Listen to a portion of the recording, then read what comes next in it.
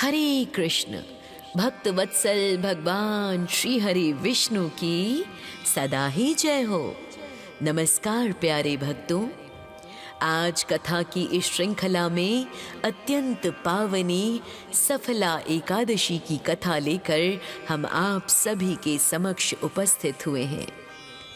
आप चैनल को सब्सक्राइब करके हमारे द्वारा इस मेहनत भरे कार्य को ज़रूर प्रोत्साहन दीजिए और वीडियो पसंद आने पर इसे लाइक, शेयर और कमेंट बिल्कुल कीजिए, ताकि ऐसी ही सुंदर सुंदर कथाओं की श्रृंखला, पावन कर देने वाले कथाओं को, लीलाओं को हम आपके समक्ष लाकर रख सके।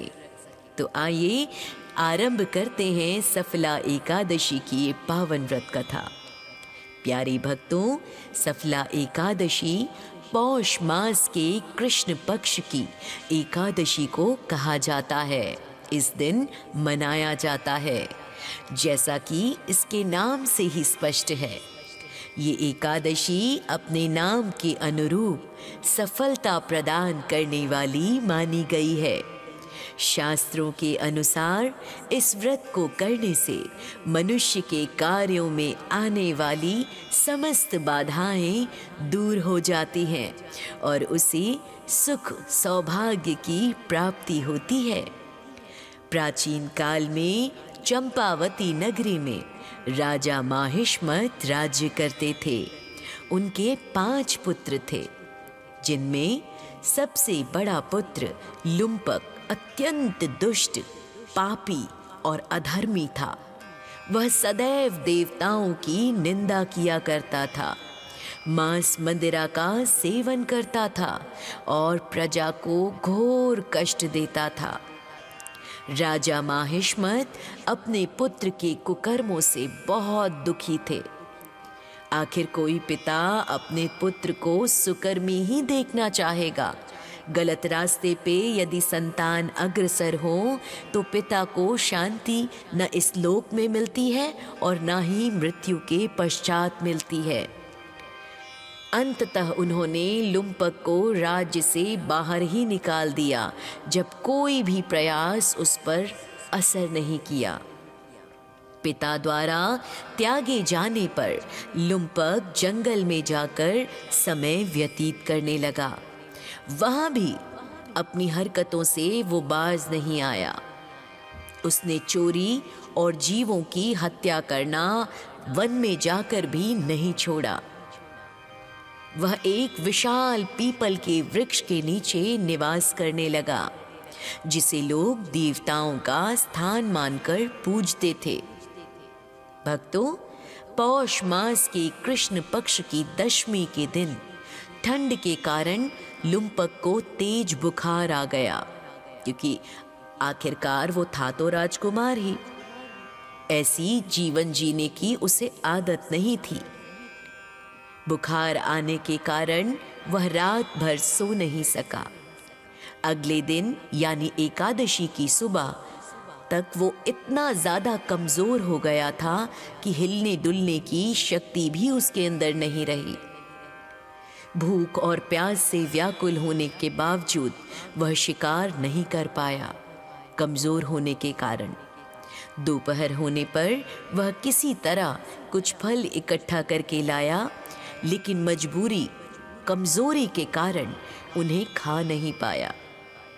उसने वे फल पीपल के वृक्ष, जिसमें कि भगवान विष्णु का स्वरूप माना जाता है, उसकी जड़ में रख दिए और रोते हुए बोला, हे भगवान, ये फल आपको ही अर्पण है। आप ही इन पर प्रसन्न हो, इन्हें ग्रहण करें।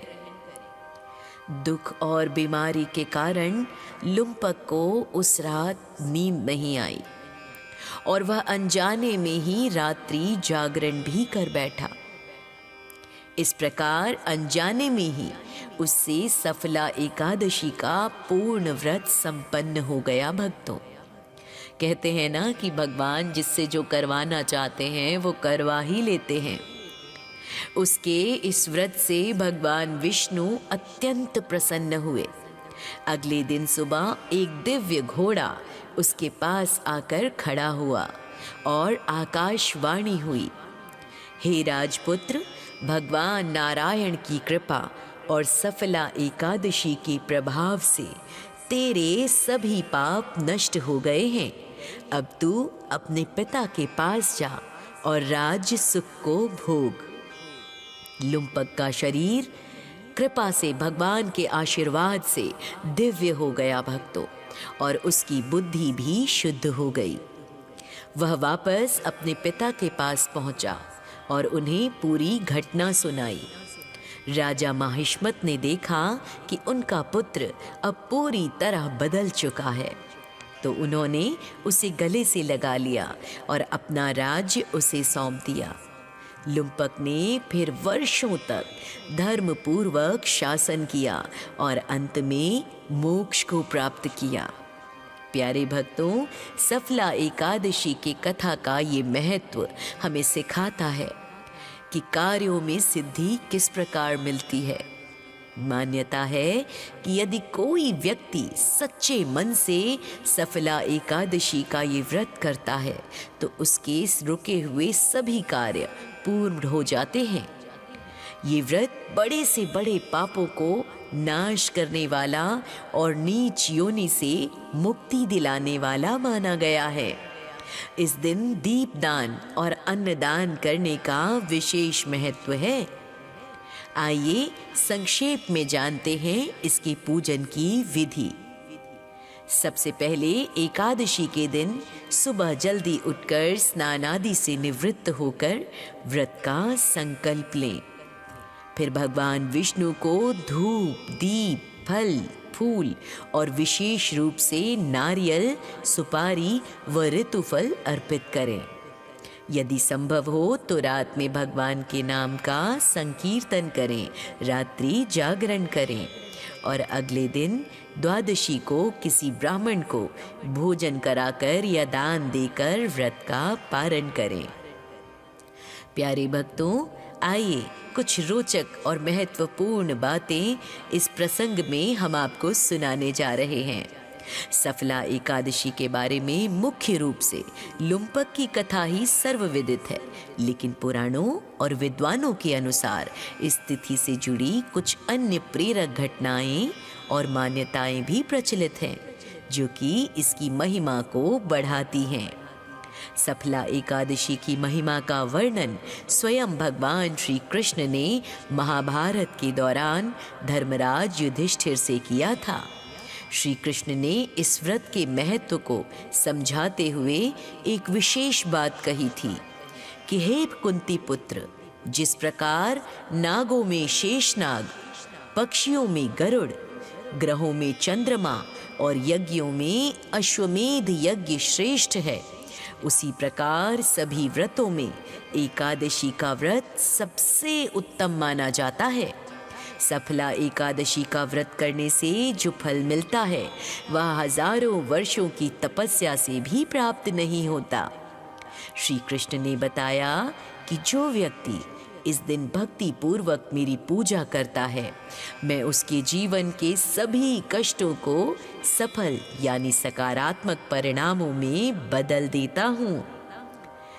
सफला एकादशी की कथा में पीपल के वृक्ष का विशेष स्थान माना गया है भक्तों।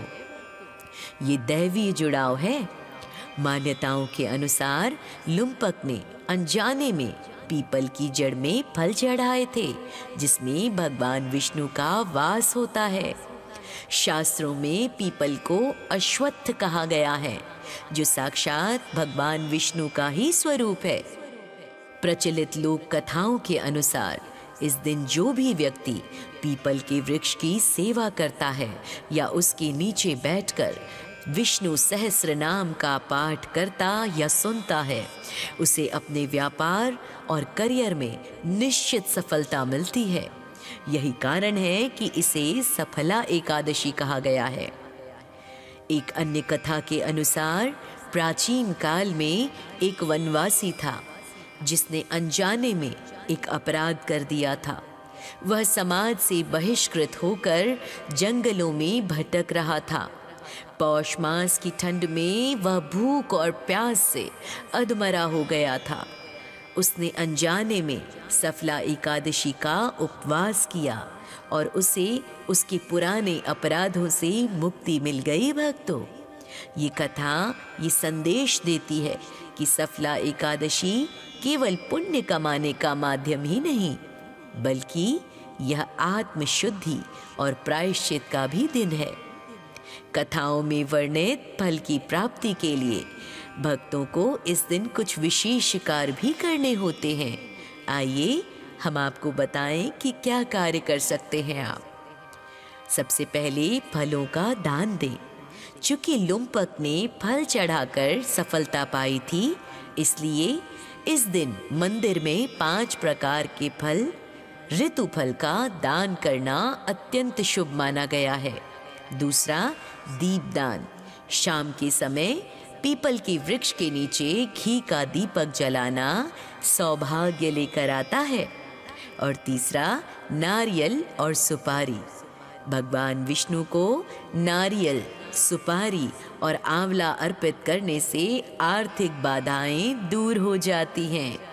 तो प्यारे भक्तों, इन सभी कथाओं का एक ही सार है कि श्रद्धा और अनजाने में की गई भक्ति का भी फल मिलता है।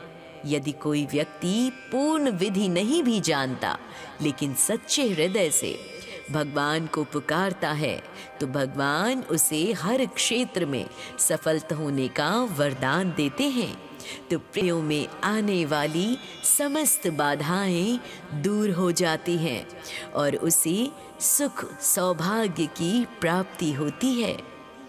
प्राचीन काल में चंपावती नगरी में राजा माहिष्मत राज्य करते थे। उनके 5 पुत्र थे, जिनमें सबसे बड़ा पुत्र लुम्पक अत्यंत दुष्ट, पापी और अधर्मी था। वह सदैव देवताओं की निंदा किया करता था, मांस मंदिरा का सेवन करता था और प्रजा को घोर कष्ट देता था। राजा माहिष्मत अपने पुत्र के कुकर्मों से बहुत दुखी थे। आखिर कोई पिता अपने पुत्र को सुकर्मी ही देखना चाहेगा। गलत रास्ते पे यदि संतान अग्रसर हो तो पिता को शांति न इस लोक में मिलती है और न ही मृत्यु के पश्चात मिलती है। अंततः उन्होंने लुम्पक को राज्य से बाहर ही निकाल दिया, जब कोई भी प्रयास उस पर असर नहीं किया। पिता द्वारा त्यागे जाने पर लुम्पक जंगल में जाकर समय व्यतीत करने लगा। वहां भी अपनी हरकतों से वो बाज नहीं आया। उसने चोरी और जीवों की हत्या करना वन में जाकर भी नहीं छोड़ा। वह एक विशाल पीपल के वृक्ष के नीचे निवास करने लगा, जिसे लोग देवताओं का स्थान मानकर पूजते थे। भक्तों, पौष मास के कृष्ण पक्ष की दशमी के दिन ठंड के कारण लुम्पक को तेज बुखार आ गया, क्योंकि आखिरकार वो था तो राजकुमार ही। ऐसी जीवन जीने की उसे आदत नहीं थी। बुखार आने के कारण वह रात भर सो नहीं सका। अगले दिन यानी एकादशी की सुबह तक वो इतना ज्यादा कमजोर हो गया था कि हिलने डुलने की शक्ति भी उसके अंदर नहीं रही। भूख और प्यास से व्याकुल होने के बावजूद वह शिकार नहीं कर पाया, कमजोर होने के कारण। दोपहर होने पर वह किसी तरह कुछ फल इकट्ठा करके लाया, लेकिन मजबूरी, कमजोरी के कारण उन्हें खा नहीं पाया। उसने वे फल पीपल के वृक्ष, जिसमें कि भगवान विष्णु का स्वरूप माना जाता है, उसकी जड़ में रख दिए और रोते हुए बोला, हे भगवान, ये फल आपको ही अर्पण है। आप ही इन पर प्रसन्न हो, इन्हें ग्रहण करें। दुख और बीमारी के कारण लुम्पक को उस रात नींद नहीं आई और वह अनजाने में ही रात्रि जागरण भी कर बैठा।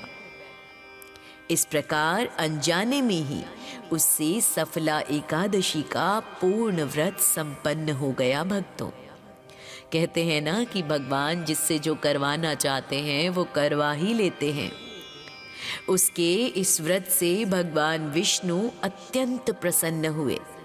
अगले दिन सुबह एक दिव्य घोड़ा उसके पास आकर खड़ा हुआ और आकाशवाणी हुई, हे राजपुत्र, भगवान नारायण की कृपा और सफला एकादशी के प्रभाव से तेरे सभी पाप नष्ट हो गए हैं।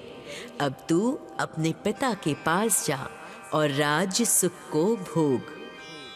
लुम्पक का शरीर कृपा से भगवान के आशीर्वाद से दिव्य हो गया भक्तों, और उसकी बुद्धि भी शुद्ध हो गई। वह वापस अपने पिता के पास पहुंचा और उन्हें पूरी घटना सुनाई।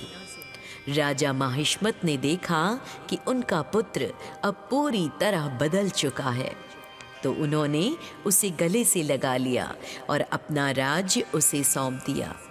लुम्पक ने फिर वर्षों तक धर्मपूर्वक शासन किया और अंत में मोक्ष को प्राप्त किया। प्यारे भक्तों, सफला एकादशी की कथा का ये महत्व हमें सिखाता है कि कार्यों में सिद्धि किस प्रकार मिलती है। मान्यता है कि यदि कोई व्यक्ति सच्चे मन से सफला एकादशी का ये व्रत करता है तो उसके रुके हुए सभी कार्य पूर्ण हो जाते हैं। ये व्रत बड़े से बड़े पापों को नाश करने वाला और नीच योनि से मुक्ति दिलाने वाला माना गया है। इस दिन दीपदान और अन्नदान करने का विशेष महत्व है। आइए संक्षेप में जानते हैं इसके पूजन की विधि। सबसे पहले एकादशी के दिन सुबह जल्दी उठकर स्नान आदि से निवृत्त होकर व्रत का संकल्प लें। फिर भगवान विष्णु को धूप, दीप, फल, फूल और विशेष रूप से नारियल, सुपारी व ऋतुफल अर्पित करें। यदि संभव हो तो रात में भगवान के नाम का संकीर्तन करें, रात्रि जागरण करें और अगले दिन द्वादशी को किसी ब्राह्मण को भोजन कराकर या दान देकर व्रत का पारण करें। प्यारे भक्तों, आइए कुछ रोचक और महत्वपूर्ण बातें इस प्रसंग में हम आपको सुनाने जा रहे हैं। सफला एकादशी के बारे में मुख्य रूप से लुम्पक की कथा ही सर्वविदित है, लेकिन पुराणों और विद्वानों के अनुसार इस तिथि से जुड़ी कुछ अन्य प्रेरक घटनाएं और मान्यताएं भी प्रचलित हैं, जो कि इसकी महिमा को बढ़ाती हैं। सफला एकादशी की महिमा का वर्णन स्वयं भगवान श्री कृष्ण ने महाभारत के दौरान धर्मराज युधिष्ठिर से किया था। श्री कृष्ण ने इस व्रत के महत्व को समझाते हुए एक विशेष बात कही थी कि हे कुंती पुत्र, जिस प्रकार नागों में शेषनाग, पक्षियों में गरुड़, ग्रहों में चंद्रमा और यज्ञों में अश्वमेध यज्ञ श्रेष्ठ है, उसी प्रकार सभी व्रतों में एकादशी का व्रत सबसे उत्तम माना जाता है। सफला एकादशी का व्रत करने से जो फल मिलता है वह हजारों वर्षों की तपस्या से भी प्राप्त नहीं होता। श्री कृष्ण ने बताया कि जो व्यक्ति इस दिन भक्ति पूर्वक मेरी पूजा करता है, मैं उसके जीवन के सभी कष्टों को सफल यानी सकारात्मक परिणामों में बदल देता हूँ। सफला एकादशी की कथा में पीपल के वृक्ष का विशेष स्थान माना गया है भक्तों। ये दैवीय जुड़ाव है। मान्यताओं के अनुसार लुम्पक ने अनजाने में पीपल की जड़ में फल चढ़ाए थे, जिसमें भगवान विष्णु का वास होता है। शास्त्रों में पीपल को अश्वत्थ कहा गया है, जो साक्षात भगवान विष्णु का ही स्वरूप है। प्रचलित लोक कथाओं के अनुसार इस दिन जो भी व्यक्ति पीपल के वृक्ष की सेवा करता है या उसके नीचे बैठकर विष्णु सहस्र नाम का पाठ करता या सुनता है, उसे अपने व्यापार और करियर में निश्चित सफलता मिलती है। यही कारण है कि इसे सफला एकादशी कहा गया है। एक अन्य कथा के अनुसार प्राचीन काल में एक वनवासी था जिसने अनजाने में एक अपराध कर दिया था। वह समाज से बहिष्कृत होकर जंगलों में भटक रहा था। पौष मास की ठंड में वह भूख और प्यास से अधमरा हो गया था। उसने अनजाने में सफला एकादशी का उपवास किया और उसे उसके पुराने अपराधों से मुक्ति मिल गई। भक्तों, ये कथा ये संदेश देती है कि सफला एकादशी केवल पुण्य कमाने का माध्यम ही नहीं, बल्कि यह आत्मशुद्धि और प्रायश्चित का भी दिन है। कथाओं में वर्णित फल की प्राप्ति के लिए भक्तों को इस दिन कुछ विशेष कार्य भी करने होते हैं। आइए हम आपको बताएं कि क्या कार्य कर सकते हैं आप। सबसे पहले फलों का दान दें। चूंकि लुम्पक ने फल चढ़ाकर सफलता पाई थी, इसलिए इस दिन मंदिर में 5 प्रकार के फल, ऋतु फल का दान करना अत्यंत शुभ माना गया है। दूसरा, दीपदान। शाम के समय पीपल के वृक्ष के नीचे घी का दीपक जलाना सौभाग्य लेकर आता है। और तीसरा, नारियल और सुपारी। भगवान विष्णु को नारियल, सुपारी और आंवला अर्पित करने से आर्थिक बाधाएं दूर हो जाती हैं। तो प्यारे भक्तों, इन सभी कथाओं का एक ही सार है कि श्रद्धा और अनजाने में की गई भक्ति का भी फल मिलता है। यदि कोई व्यक्ति पूर्ण विधि नहीं भी जानता, लेकिन सच्चे हृदय से भगवान को पुकारता है, तो भगवान उसे हर क्षेत्र में सफल होने का वरदान देते हैं। तो प्रेम से कहिए, एकादशी माता की जय हो, भगवान श्री हरि विष्णु की जय हो।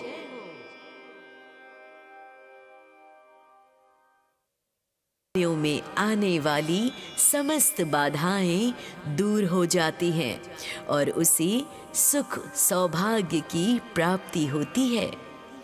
प्राचीन काल में चंपावती नगरी में राजा माहिष्मत राज्य करते थे। उनके 5 पुत्र थे, जिनमें सबसे बड़ा पुत्र लुम्पक अत्यंत दुष्ट, पापी और अधर्मी था। वह सदैव देवताओं की निंदा किया करता था, मांस मदिरा का सेवन करता था और प्रजा को घोर कष्ट देता था। राजा माहिष्मत अपने पुत्र के कुकर्मों से बहुत दुखी थे। आखिर कोई पिता अपने पुत्र को सुकर्मी ही देखना चाहेगा। गलत रास्ते पे यदि संतान अग्रसर हो तो पिता को शांति न इस लोक में मिलती है और न ही मृत्यु के पश्चात मिलती है। अंततः उन्होंने लुम्पक को राज्य से बाहर ही निकाल दिया, जब कोई भी प्रयास उस पर असर नहीं किया।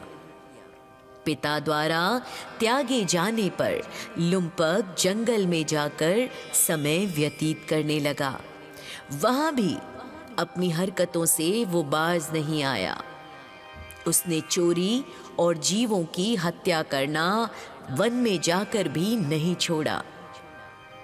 वह एक विशाल पीपल के वृक्ष के नीचे निवास करने लगा, जिसे लोग देवताओं का स्थान मानकर पूजते थे।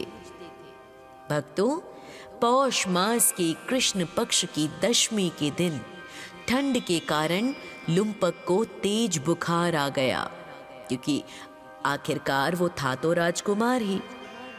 ऐसी जीवन जीने की उसे आदत नहीं थी। बुखार आने के कारण वह रात भर सो नहीं सका।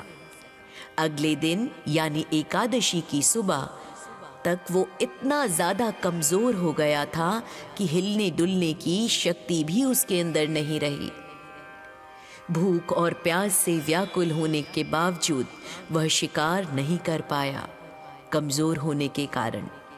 दोपहर होने पर वह किसी तरह कुछ फल इकट्ठा करके लाया, लेकिन मजबूरी, कमजोरी के कारण उन्हें खा नहीं पाया।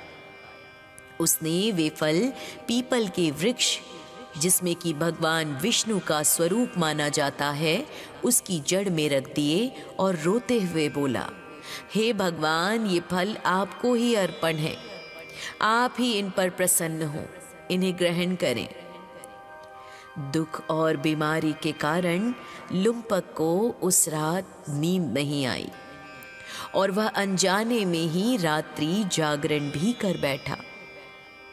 इस प्रकार अनजाने में ही उससे सफला एकादशी का पूर्ण व्रत संपन्न हो गया। भक्तों, कहते हैं ना कि भगवान जिससे जो करवाना चाहते हैं वो करवा ही लेते हैं। उसके इस व्रत से भगवान विष्णु अत्यंत प्रसन्न हुए। अगले दिन सुबह एक दिव्य घोड़ा उसके पास आकर खड़ा हुआ और आकाशवाणी हुई, हे राजपुत्र, भगवान नारायण की कृपा और सफला एकादशी के प्रभाव से तेरे सभी पाप नष्ट हो गए हैं। अब तू अपने पिता के पास जा और राज्य सुख को भोग। लुम्पक का शरीर कृपा से, भगवान के आशीर्वाद से दिव्य हो गया भक्तों, और उसकी बुद्धि भी शुद्ध हो गई। वह वापस अपने पिता के पास पहुंचा और उन्हें पूरी घटना सुनाई। राजा माहिष्मत ने देखा कि उनका पुत्र अब पूरी तरह बदल चुका है, तो उन्होंने उसे गले से लगा लिया और अपना राज्य उसे सौंप दिया। लुम्पक ने फिर वर्षों तक धर्मपूर्वक शासन किया और अंत में मोक्ष को प्राप्त किया। प्यारे भक्तों, सफला एकादशी की कथा का ये महत्व हमें सिखाता है कि कार्यों में सिद्धि किस प्रकार मिलती है। मान्यता है कि यदि कोई व्यक्ति सच्चे मन से सफला एकादशी का ये व्रत करता है तो उसके रुके हुए सभी कार्य पूर्ण हो जाते हैं। ये व्रत बड़े से बड़े पापों को नाश करने वाला और नीच योनि से मुक्ति दिलाने वाला माना गया है। इस दिन दीपदान और अन्नदान करने का विशेष महत्व है। आइए संक्षेप में जानते हैं इसके पूजन की विधि। सबसे पहले एकादशी के दिन सुबह जल्दी उठकर स्नान आदि से निवृत्त होकर व्रत का संकल्प लें। फिर भगवान विष्णु को धूप, दीप, फल, फूल और विशेष रूप से नारियल, सुपारी व ऋतुफल अर्पित करें। यदि संभव हो तो रात में भगवान के नाम का संकीर्तन करें, रात्रि जागरण करें और अगले दिन द्वादशी को किसी ब्राह्मण को भोजन कराकर या दान देकर व्रत का पारण करें। प्यारे भक्तों, आइए कुछ रोचक और महत्वपूर्ण बातें इस प्रसंग में हम आपको सुनाने जा रहे हैं। सफला एकादशी के बारे में मुख्य रूप से लुम्पक की कथा ही सर्वविदित है, लेकिन पुराणों और विद्वानों के अनुसार इस तिथि से जुड़ी कुछ अन्य प्रेरक घटनाएं और मान्यताएं भी प्रचलित हैं, जो कि इसकी महिमा को बढ़ाती हैं। सफला एकादशी की महिमा का वर्णन स्वयं भगवान श्री कृष्ण ने महाभारत के दौरान धर्मराज युधिष्ठिर से किया था। श्री कृष्ण ने इस व्रत के महत्व को समझाते हुए एक विशेष बात कही थी कि हे कुंती पुत्र, जिस प्रकार नागों में शेषनाग, पक्षियों में गरुड़, ग्रहों में चंद्रमा और यज्ञों में अश्वमेध यज्ञ श्रेष्ठ है, उसी प्रकार सभी व्रतों में एकादशी का व्रत सबसे उत्तम माना जाता है। सफला एकादशी का व्रत करने से जो फल मिलता है वह हजारों वर्षों की तपस्या से भी प्राप्त नहीं होता। श्री कृष्ण ने बताया कि जो व्यक्ति इस दिन भक्ति पूर्वक मेरी पूजा करता है, मैं उसके जीवन के सभी कष्टों को सफल यानी सकारात्मक परिणामों में बदल देता हूँ। सफला एकादशी की कथा में पीपल के वृक्ष का विशेष स्थान माना गया है। भक्तों, ये दैवीय जुड़ाव है। मान्यताओं के अनुसार लुम्पक ने अनजाने में पीपल की जड़ में फल चढ़ाए थे, जिसमें भगवान विष्णु का वास होता है। शास्त्रों में पीपल को अश्वत्थ कहा गया है, जो साक्षात भगवान विष्णु का ही स्वरूप है।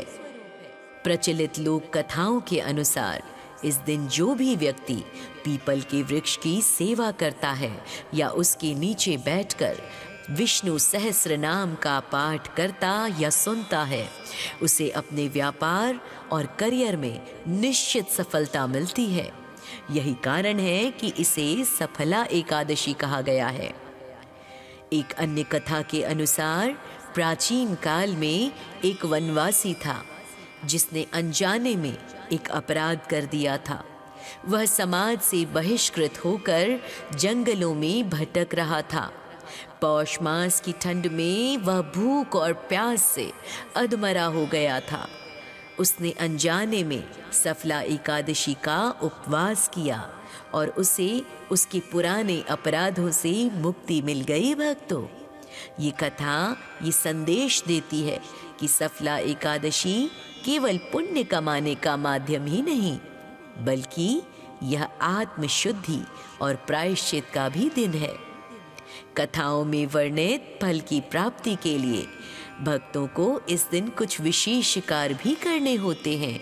आइए हम आपको बताएं कि क्या कार्य कर सकते हैं आप। सबसे पहले फलों का दान दें। चूंकि लुम्पक ने फल चढ़ाकर सफलता पाई थी, इसलिए इस दिन मंदिर में 5 प्रकार के फल, ऋतु फल का दान करना अत्यंत शुभ माना गया है। दूसरा, दीपदान।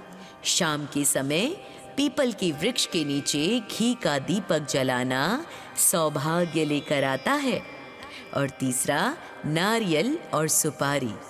भगवान विष्णु को नारियल, सुपारी और आंवला अर्पित करने से आर्थिक बाधाएं दूर हो जाती हैं। तो प्यारे भक्तों, इन सभी कथाओं का एक ही सार है कि श्रद्धा और अनजाने में की गई भक्ति का भी फल मिलता है। यदि कोई व्यक्ति पूर्ण विधि नहीं भी जानता, लेकिन सच्चे हृदय से भगवान को पुकारता है, तो भगवान उसे हर क्षेत्र में सफलता होने का वरदान देते हैं। तो प्रेम से कहिए, एकादशी माता की जय हो, भगवान श्री हरि विष्णु की जय हो।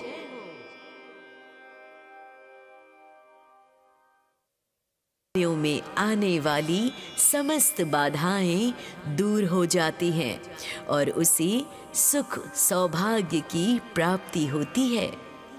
प्राचीन काल में चंपावती नगरी में राजा माहिष्मत राज्य करते थे।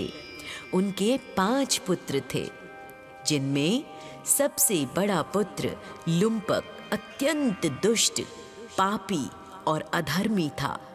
वह सदैव देवताओं की निंदा किया करता था, मांस मंदिरा का सेवन करता था और प्रजा को घोर कष्ट देता था। राजा माहिष्मत अपने पुत्र के कुकर्मों से बहुत दुखी थे। आखिर कोई पिता अपने पुत्र को सुकर्मी ही देखना चाहेगा। गलत रास्ते पे यदि संतान अग्रसर हो तो पिता को शांति न इस लोक में मिलती है और न ही मृत्यु के पश्चात मिलती है।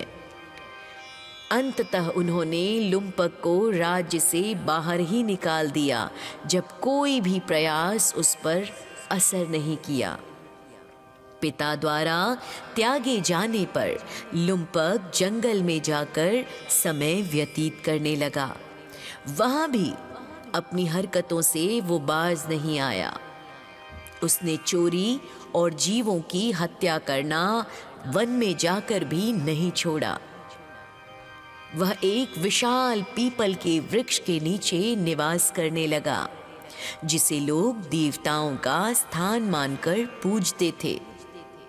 भक्तों, पौष मास के कृष्ण पक्ष की दशमी के दिन ठंड के कारण लुम्पक को तेज बुखार आ गया, क्योंकि आखिरकार वो था तो राजकुमार ही। ऐसी जीवन जीने की उसे आदत नहीं थी। बुखार आने के कारण वह रात भर सो नहीं सका। अगले दिन यानी एकादशी की सुबह तक वो इतना ज़्यादा कमज़ोर हो गया था कि हिलने डुलने की शक्ति भी उसके अंदर नहीं रही।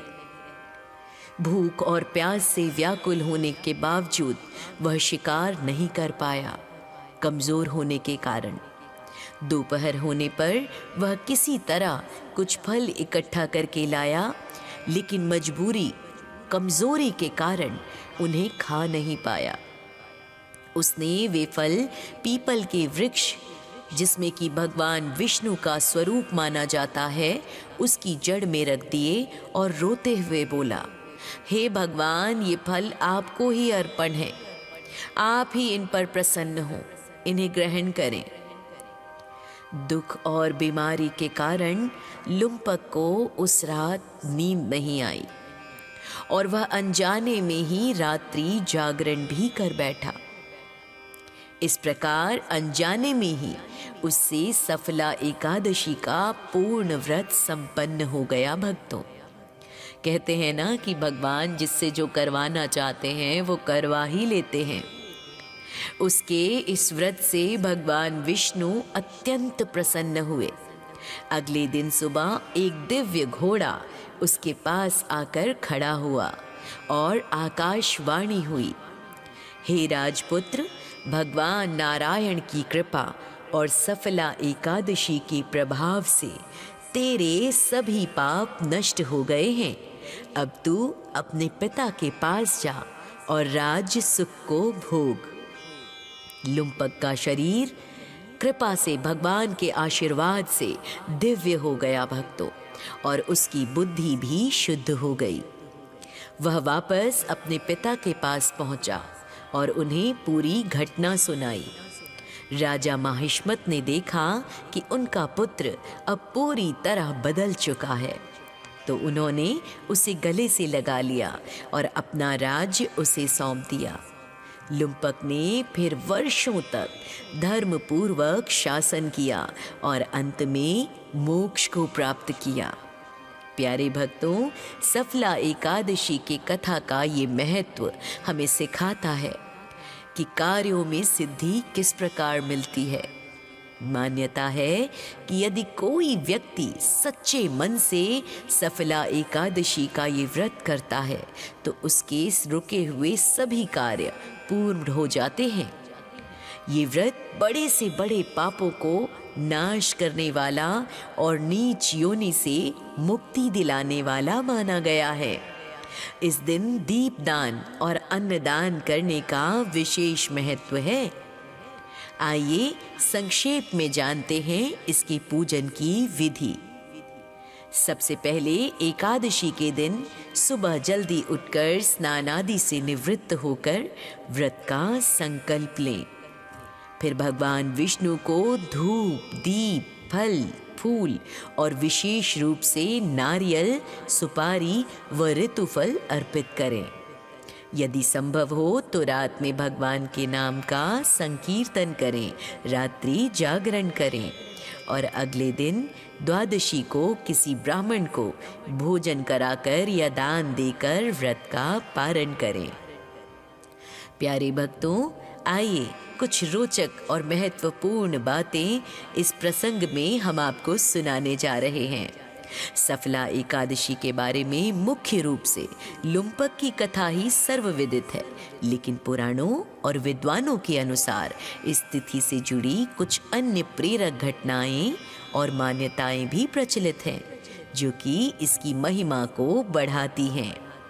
सफला एकादशी की महिमा का वर्णन स्वयं भगवान श्री कृष्ण ने महाभारत के दौरान धर्मराज युधिष्ठिर से किया था।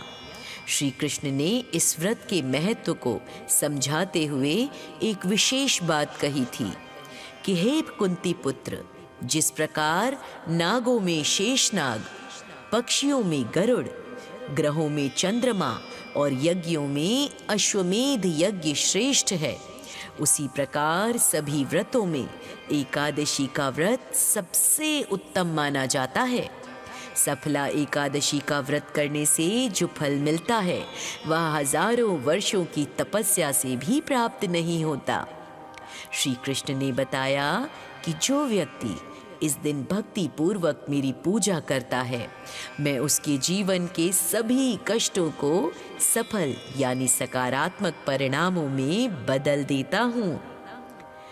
सफला एकादशी की कथा में पीपल के वृक्ष का विशेष स्थान माना गया है भक्तों। ये दैवीय जुड़ाव है। मान्यताओं के अनुसार लुम्पक ने अनजाने में पीपल की जड़ में फल चढ़ाए थे, जिसमें भगवान विष्णु का वास होता है। शास्त्रों में पीपल को अश्वत्थ कहा गया है, जो साक्षात भगवान विष्णु का ही स्वरूप है। प्रचलित लोक कथाओं के अनुसार इस दिन जो भी व्यक्ति पीपल के वृक्ष की सेवा करता है या उसके नीचे बैठकर विष्णु सहस्र नाम का पाठ करता या सुनता है, उसे अपने व्यापार और करियर में निश्चित सफलता मिलती है। यही कारण है कि इसे सफला एकादशी कहा गया है। एक अन्य कथा के अनुसार प्राचीन काल में एक वनवासी था, जिसने अनजाने में एक अपराध कर दिया था। वह समाज से बहिष्कृत होकर जंगलों में भटक रहा था। पौष मास की ठंड में वह भूख और प्यास से अधमरा हो गया था। उसने अनजाने में सफला एकादशी का उपवास किया और उसे उसके पुराने अपराधों से मुक्ति मिल गई भक्तों। ये कथा ये संदेश देती है कि सफला एकादशी केवल पुण्य कमाने का माध्यम ही नहीं, बल्कि यह आत्मशुद्धि और प्रायश्चित का भी दिन है।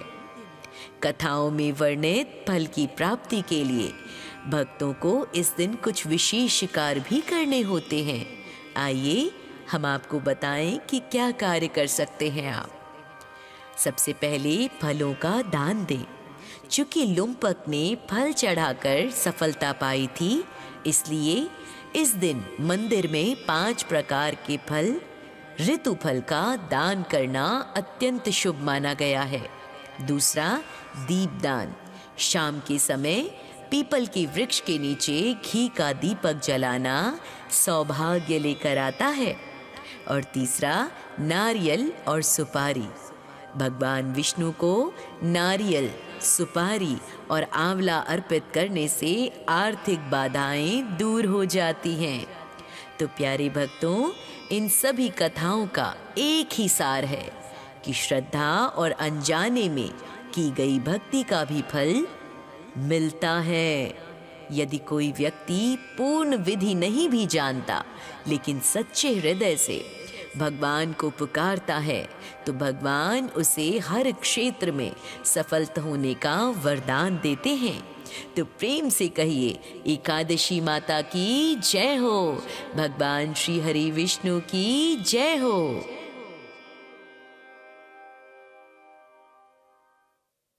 में आने वाली समस्त बाधाएं दूर हो जाती हैं और उसे सुख सौभाग्य की प्राप्ति होती है। प्राचीन काल में चंपावती नगरी में राजा माहिष्मत राज्य करते थे। उनके 5 पुत्र थे, जिनमें सबसे बड़ा पुत्र लुम्पक अत्यंत दुष्ट, पापी और अधर्मी था। वह सदैव देवताओं की निंदा किया करता था, मांस मंदिरा का सेवन करता था और प्रजा को घोर कष्ट देता था। राजा माहिष्मत अपने पुत्र के कुकर्मों से बहुत दुखी थे। आखिर कोई पिता अपने पुत्र को सुकर्मी ही देखना चाहेगा। गलत रास्ते पे यदि संतान अग्रसर हो तो पिता को शांति न इस लोक में मिलती है और न ही मृत्यु के पश्चात मिलती है। अंततः उन्होंने लुम्पक को राज्य से बाहर ही निकाल दिया, जब कोई भी प्रयास उस पर असर नहीं किया। पिता द्वारा त्यागे जाने पर लुम्पक जंगल में जाकर समय व्यतीत करने लगा। वहां भी अपनी हरकतों से वो बाज नहीं आया। उसने चोरी और जीवों की हत्या करना वन में जाकर भी नहीं छोड़ा। वह एक विशाल पीपल के वृक्ष के नीचे निवास करने लगा। जिसे लोग देवताओं का स्थान मानकर पूजते थे। भक्तों, पौष मास के कृष्ण पक्ष की दशमी के दिन ठंड के कारण लुम्पक को तेज बुखार आ गया, क्योंकि आखिरकार वो था तो राजकुमार ही। ऐसी जीवन जीने की उसे आदत नहीं थी। बुखार आने के कारण वह रात भर सो नहीं सका। अगले दिन यानी एकादशी की सुबह तक वो इतना ज्यादा कमजोर हो गया था कि हिलने डुलने की शक्ति भी उसके अंदर नहीं रही। भूख और प्यास से व्याकुल होने के बावजूद वह शिकार नहीं कर पाया, कमजोर होने के कारण। दोपहर होने पर वह किसी तरह कुछ फल इकट्ठा करके लाया, लेकिन मजबूरी, कमजोरी के कारण उन्हें खा नहीं पाया।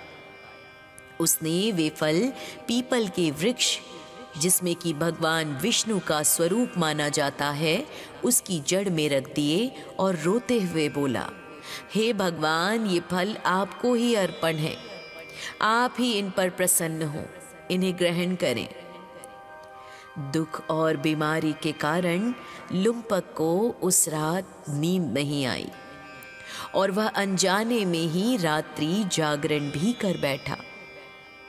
इस प्रकार अनजाने में ही उससे सफला एकादशी का पूर्ण व्रत संपन्न हो गया। भक्तों, कहते हैं ना कि भगवान जिससे जो करवाना चाहते हैं वो करवा ही लेते हैं। उसके इस व्रत से भगवान विष्णु अत्यंत प्रसन्न हुए। अगले दिन सुबह एक दिव्य घोड़ा उसके पास आकर खड़ा हुआ और आकाशवाणी हुई, हे राजपुत्र, भगवान नारायण की कृपा और सफला एकादशी के प्रभाव से तेरे सभी पाप नष्ट हो गए हैं। अब तू अपने पिता के पास जा और राज्य सुख को भोग। लुम्पक का शरीर कृपा से, भगवान के आशीर्वाद से दिव्य हो गया भक्तों, और उसकी बुद्धि भी शुद्ध हो गई। वह वापस अपने पिता के पास पहुंचा और उन्हें पूरी घटना सुनाई। राजा माहिष्मत ने देखा कि उनका पुत्र अब पूरी तरह बदल चुका है, तो उन्होंने उसे गले से लगा लिया और अपना राज्य उसे सौंप दिया। लुम्पक ने फिर वर्षों तक धर्मपूर्वक शासन किया और अंत में मोक्ष को प्राप्त किया। प्यारे भक्तों, सफला एकादशी की कथा का ये महत्व हमें सिखाता है कि कार्यों में सिद्धि किस प्रकार मिलती है। मान्यता है कि यदि कोई व्यक्ति सच्चे मन से सफला एकादशी का ये व्रत करता है तो उसके रुके हुए सभी कार्य पूर्ण हो जाते हैं। ये व्रत बड़े से बड़े पापों को नाश करने वाला और नीच योनि से मुक्ति दिलाने वाला माना गया है। इस दिन दीपदान और अन्नदान करने का विशेष महत्व है। आइए संक्षेप में जानते हैं इसके पूजन की विधि। सबसे पहले एकादशी के दिन सुबह जल्दी उठकर स्नान आदि से निवृत्त होकर व्रत का संकल्प लें।